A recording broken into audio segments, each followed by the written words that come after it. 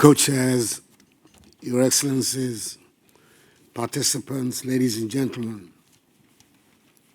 I thank the conveners of this summit, the Global Center on Adaptation, GCA, the African Development Bank, the former Secretary General of the United Nations, Mr. Ban Ki-moon, and His Excellency, Monsieur Macky Sall, President of the Republic of Senegal and current Chair of the African Union, for the invitation to participate in this event. I would like, for my part, to associate myself also wholly with the sentiments of President Macky Sall about the failure of certain vested interests to be present here with us at this meeting. This is a critical moment for the African continent in the lead-up to the African Conference of the Parties, which we're also calling for very good reasons, the implementation COP. Excellencies, we're aware of the current geopolitical circumstances. Food and energy security are at risk across the world. Inflation is rapidly rising, and the climate change threatens the progress we have made, especially in Africa.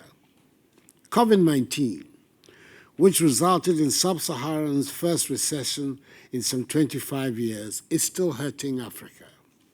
Some 26 million people fell into extreme poverty, and 30 million jobs were lost due to the repercussions of the pandemic in Africa. My country, Ghana, is attempting to use her own fiscal resources to address these risks. The same is true for other African countries. However, the growing food and fuel crises are limiting severely our fiscal space to respond effectively as the cost of borrowing goes up prohibitively and access to the capital market tightens dramatically. Africa contributes the least to the climate emergency, responsible for less than 4% of global emissions. Yet we are facing increasing and more intense climate-related extreme events. We are indeed at a crossroads. If we want our continent to thrive, we have to adapt to climate change. And to achieve this, adaptation financing needs to start flowing at scale. Climate action must not become another casualty of the complex geopolitical era that we are experiencing. Last year's COP26 in Glasgow was a great moment of hope, with its pledge to double global climate adaptation finance by 2025. With the implementation COP ahead of us in just a few weeks in Sharm el-Sheikh, in the Arab Republic of Egypt, now is the moment of truth. It is time to turn words into deeds and ambition into action. With the world in flames and under flood waters, the eyes of people everywhere will be on the decision makers at COP27. They have to deliver if they are to escape the censure of history. Excellencies, I want to thank Professor Patrick Vercoen, CEO of the GCA, for his tireless leadership in mobilizing the Africa Adaptation Acceleration Program, AAAP, together with Dr. Adesina, the dynamic president of the African Development Bank. The AAAP, with its laser focus on food security, resilient infrastructure, climate finance, and youth employment, is Africa's solution to the multiple crises we face. The program intends to mobilize some $25 billion over 5 years to scale up and accelerate adaptation action. The African Development Bank has, in a truly laudable gesture, committed to providing half of the amount. This is evidence that Africa has the leadership and determination to engage in solutions to her own problems. But Africa needs its friends from across the world also to scale up their support for concrete adaptation solutions delivered through the AAAP.